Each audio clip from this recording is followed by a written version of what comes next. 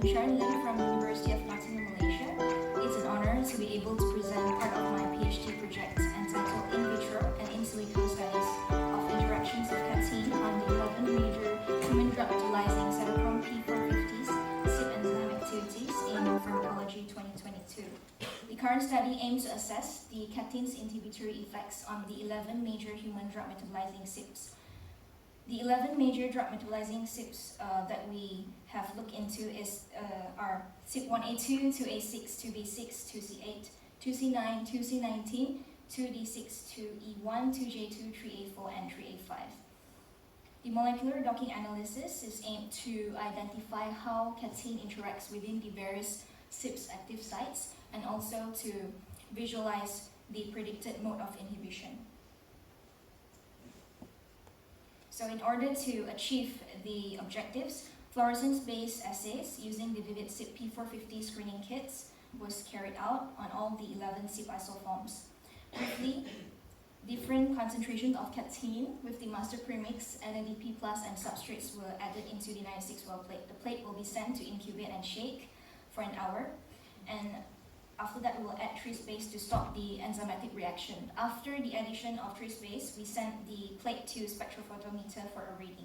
When there is high fluorescence, it means no inhibition. When there's low or no fluorescence, it means it's inhibited. Following the in vitro studies, molecular docking was performed to understand how catene interacts with a particular CYP isoform for which its in vitro results showed significant inhibition. Our in vitro results showed that catene inhibited CYP2A6 and 3A4 with IC50 values of 80 and 90 micromolars, respectively. However, catene showed negligible inhibition on the other 9 CYP isoforms with IC50 values of more than 100 micromolars. Further Ki analysis showed that catene inhibited 2A6 and 3A4 via non-competitive mixed mode of inhibition with Ki value of 63 and 100 micromolars respectively. In 100 grams of fresh cut leaves, there's an average of 83 to 120 milligrams of catene. So therefore, assuming that cut users took 400 grams of fresh cut leaves, they would have consumed 332 to 418 milligrams of catene. However, this is just a prediction. So an average adult of 70 kilograms with 5 liters of blood would have absorbed approximately 351.7 to 511.5 micromolars of catene. Despite the low Ki value determined in our study, which was 63 to 100 micromolars, these values may be clinically relevant since cut users commonly take huge amount of cuts on a daily basis. Next is our in silico results. So both catene and the CYP2A6 and CYP3A4 complexes showed similar hydrogen bonds on one end of the catene molecule. The hydrogen bonds are the yellow dotted lines at the end of the catene molecules. So a cluster of phenylalanine residues are present in CYP2A6 that interacts and stabilizes the aromatic ring of catene as shown in figure 4a. However, there are less nearby residues interacting between catene and 3A4 as shown in figure 4b, indicating that catene CYP3A4 could have a more open active site. These factors may contribute to the lower binding energy and also the correspondingly lower Ki value as shown in CYP2A6. So our in silico results and our in vitro results are in agreement. Catene inhibited CYP2A6 more strongly as compared to CYP3A4, which could be warranted by its binding energy value, which is more negative as compared to CYP3A4 and its lower Ki value of 63 micromolars. So in mode of inhibition, in non-competitive mixed mode of inhibition, catene acts as an inhibitor that binds to the allosteric site. However, CYP inhibitors could bind to the active site or the allosteric site. So if this phenomenon occurs, it's known as mixed inhibition. However, CYP inhibitors could also be substrate or non-substrate. So non-substrate usually binds to the allosteric site. So therefore, catene in this study could be an inhibitor, it could be substrate or non-substrate. based on its non-competitive mixed mode of inhibition.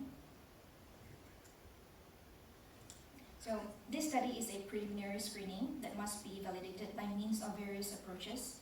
However, our current study showed significant synergistic results from both in vitro and in silico evaluations. Therefore, it would be best to recommend healthcare experts and patients to not co-administer Khat or cathin-containing products with clinical drugs, so to minimize the possible cathin-drug interactions, especially drugs metabolized by CYP2A6 and 3A4. So there are several limitations from this in vitro and in silico screening. So for in vitro, it could not encompass the biological mechanisms such as gastric digestion, first-pass effect, especially if cathin is administered orally. Well, for the in silico, it would be, from our in vitro results, it's predicted that the mode of inhibition is of non-competitive mixed mode of inhibition. However, our in silico results, we could not predict different modes, different binding modes, because we are only reacting the cathin and CYPs at the active site. We're just looking into one active site instead of multiple binding modes.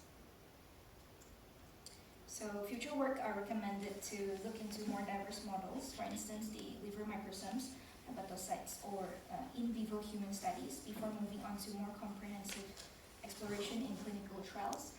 Currently, I'm working on an in vivo model called Caenorhabditis elegans, C. elegans, to study the possible changes of CYP gene expression after treatment of Khat, cathinone, and cathin.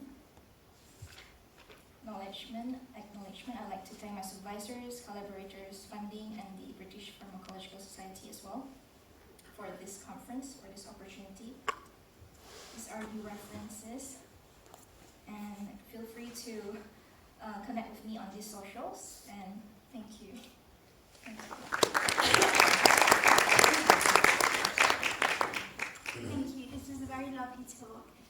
We'll start by taking some questions from the audience. Do we have any questions? Do you want to use the mic?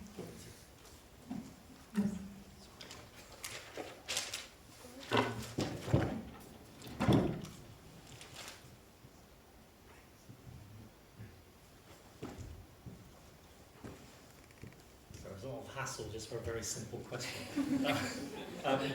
It struck me that you've got some very nice sets of data showing that your more potent effects are on the two of the CYPs where you've got sort of 80 to 90 micromolar IC50, and that's quite close to your calculated expected plasma level of caffeine. Yeah. Is anything known about the extent to which caffeine is excreted or metabolized such that you get a feel for whether the effect on the CYP enzymes is going to be short-lived or long-lasting?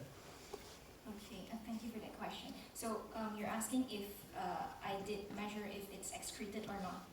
Yeah, well, really to get a feel for, do you know from studies with people who've ingested the cat leaves, how long the active ingredients hang about in the body, and is it likely to give you long-lasting blockade of your CYP enzymes or?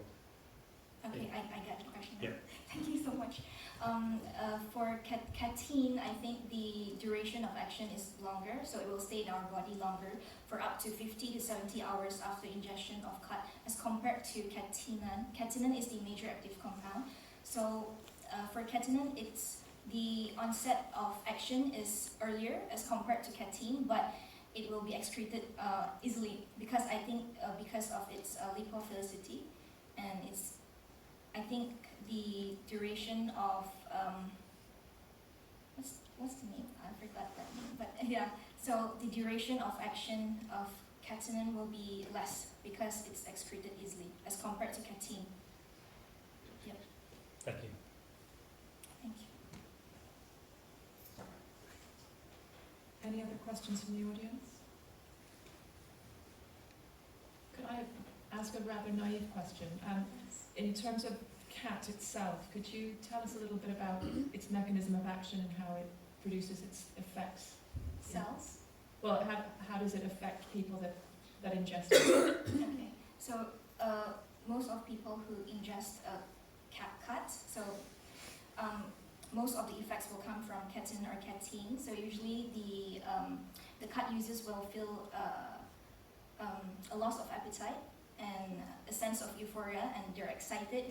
So usually soldiers will use this to combat the depression or fatigue, and also medical students in Yemen and the African countries, they will take Khat during the exams, especially to make them more alert and yeah. Okay. Thank you very much. Yeah, I really appreciate you having a slide on your limitation. That was very good. You mentioned something about in vivo studies, Yes. and you mentioned human studies in C. elegans. Yeah. I was just wondering if you could tell us a little bit more about your C. elegans. Okay. What sort of experiment would you do? Okay, so for the C. elegans, I just completed the lab work a week before I flew into the UK.